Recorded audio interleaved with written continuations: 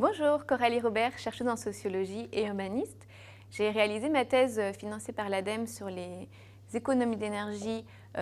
demandées aux plus précaires, c'est-à-dire que j'ai été comprendre un petit peu les injonctions qu'ils recevaient notamment par l'État sur les éco-gestes, les bonnes pratiques justement à maîtriser son énergie chez soi. Et j'ai été rencontrer les personnes en situation de précarité énergétique, c'est-à-dire celles qui dépensent une part importante de leurs revenus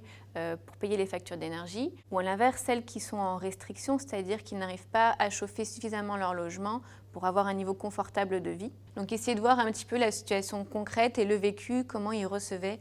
ces discours de sensibilisation aux économies d'énergie, alors même qu'aujourd'hui, on sait que ce ne sont pas forcément les plus précaires qui consomment le plus. Et depuis quelques mois, je suis chercheuse au sein d'EcoCO2, une entreprise qui œuvre sur la transition énergétique, à la fois pour les particuliers et les professionnels, notamment grâce à des solutions connectées qui permettent de pouvoir suivre en direct la consommation d'énergie, à la fois des bureaux ou de son domicile. L'intérêt de faire de la recherche sur les enjeux énergétiques, c'est aussi de comprendre finement les pratiques, le vécu, les représentations qui sont liées vraiment à l'énergie pour pouvoir ensuite mettre en place des solutions, des politiques publiques, des actions pour accompagner justement vers le changement de comportement avec et pour tous, en permettant justement de faire entendre la voix